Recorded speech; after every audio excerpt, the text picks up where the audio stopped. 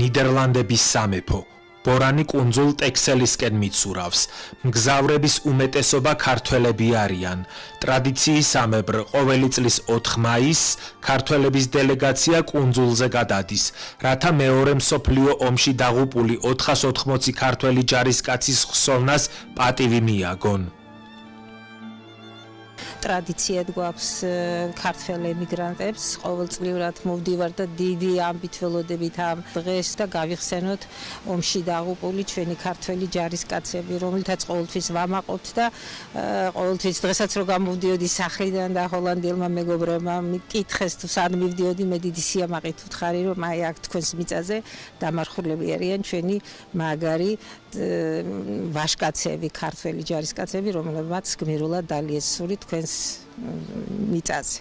ყოველ წელიწადს მოვდივართ 4 მაისს ტექსელზე, მივაგებთ პატივს ჯარისკაცებს და ყოველ წელიწადს გაგრძელდება ეს ტრადიცია.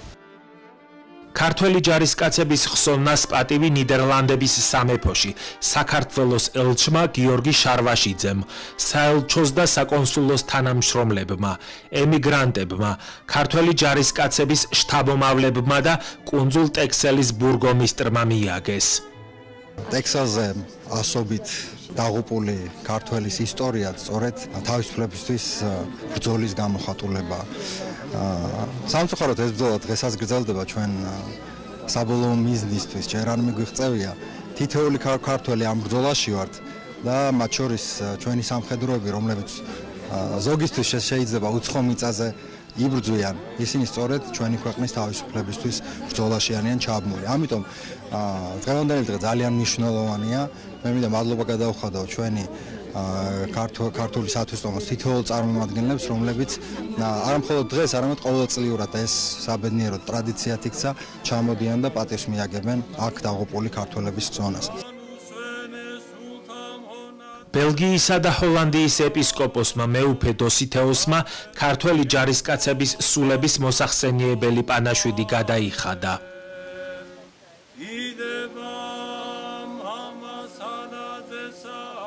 მნიშვნელოვანი დღე არის 4 მაისი, განსაკუთრებით ჰოლანდიისათვის, ქართველებისათვის, რადგან დღეს ჰოლანდია აღნიშნავს პატივს მიაგებს დაღუპულ მეორე მსოფლიო ომში დაღუპულ მეომრებს და განსაკუთრებული ღონისძიებებია მიძღვნილი ამ დღისადმი და ჩვენ ქართველები საქართველოს საელჩოსთან ერთად, ჩვენ მრევლთან ერთად, დიასპორასთან ერთად ამ დღეს ბუნებრივია ვართ ყოველთვის ტრადიციულად აქ ამ ადგილზე, სადაც ჩვენი გმირი ჯარისკაცების ნეშტი განისვენებს, პატივს მივაგებთ, სანთლებს ვანთებთ. ქართველი ჯარისკაცების საფლავების მახლობლად ქალბატონი კორნელიას მემორიალიცაა, რომელსაც ჯარისკაცები დედას უწოდებდნენ. ქართველებმა დაარქვეს დედა. მუთიო, ესე იგი ქართველი მეომრების მუთი არისო და ქალბატონს ქვია კორნელია. ხო და აჯანყების დროს ქართველებს ეხმარებოდა, დაჭილებს გამშვებაში ეხმარებოდა და საკვებს აძლევდა და ყველაფერს ამას ძალიან ჩუმად აკეთებდა, რომ გერმანელებს არ ენახათ. მაგრამ აჯანყება რომ დამთავრდა, გადაჭრილი ქართველები დაბრუნდნენ სამშობლოში, 20 წლის შემდეგ ჩავიდა საქართველოში, მოინახულა ყველა. მარტო თბილისში ჩავიდა სოხუმში, იქაცებდნენ მეომრები, ყველანი მოინახულა და დიდი პატივი და 1976 წელს, როდესაც მეორე ჩავიდა საქართველოში. საპატიო მოქალაქედ აირჩიეს თბილისში. აი ეს შავი მარმარილო რომელიც არის აქ, ხო? გაუგეთა საქართველოში და ჩამოიტანეს აქ და საპატიო დაუდგეს. 13 რიგი არის ქართული მეომრებისაკა და თითოეულ რიგში არის 28 ადამიანი დასაფლავებული. და 13 გადაამრავლეს და მიიღებთ ძალიან რაოდენობას. კი. რა თქმა უნდა, ეს შუა ადგილებს და განაპირა ადგილებშიც, როგორც ხედავთ, მარჯვენა მხარეს, მარცხენა მხარეს, აქაც მეომრები არიან დასაფლავებული ქართული მოსახლეობები. აი ეგ თავში ხო? თავში არის მათი ხელმძღვანელი შაბოლოლოძე დასაფლავებული, როგორც მათი ხელმძღვანელი აჯანყების ჩამოსული ორგანიზატორი და გმირულად დაიღუპა. ქართველი ჯარისკაცების ხსოვნის პატივსაცემად ჰოლანდიაში მცხოვრები ქართველების გარდა კუნძულ ტექსელს ბელგიაში, საფრანგეთსა და გერმანიაში მცხოვრები ემიგრანტებიც ეწვივნენ. ტრადიციულად ნიდერლანდების სამეფოში ქართული კულტურის ცენტრის დამფუძნებელმა თიკა სვანიძე-ვენკომ და ჰააგაში მდებარე რესტორან სოხუმის მფლობელმა იზოლდა კვიციანმა მემორიალი გვირგვინით შეამკეს.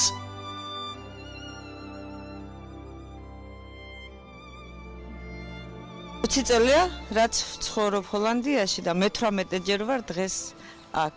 მე მიმაჩნია, ვინც არის ემიგრაციაში ქართველები, ყველასი ვალია აქ მოვიდეს წელიწადში ერთხელ და პატივისცეს ჩვენი ქართველი ჯარისკაცების საფლავს. მოვედით ჩვენს ქართველ ჯარისკაცების დაღუპულ საფლავებზე, სადაც მეუფედოსი თეოსმა გადაიხადა პარაკლისი, შევიკრიბეთ, ასევე გვეწვია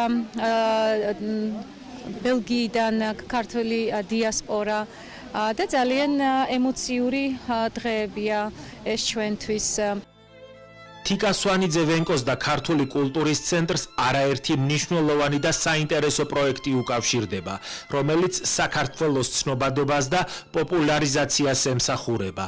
ამჯერად სპეციალურად 4 მაისის ღონისძიების ფარგლებში კუნძულ ტექსელს შალვა დადიანის სახელობის ზუგდიდის სახელმწიფო თეატრის დასი ეწვია და ჯარისკაცების ხსოვნას პატივი მიაგეს. ზუგდიდის დასი ჰოლანდიაში ქართული თეატრის დღეების ფარგლებში იმყოფებოდა, რომლის ორგანიზატორი ქართული კულტურის ცენტრია. სამომავლოდ თიკა სვანიძე-ვენკო კიდევ არაერთი კულტურული ღონისძიების განხორციელებას გეგმავს.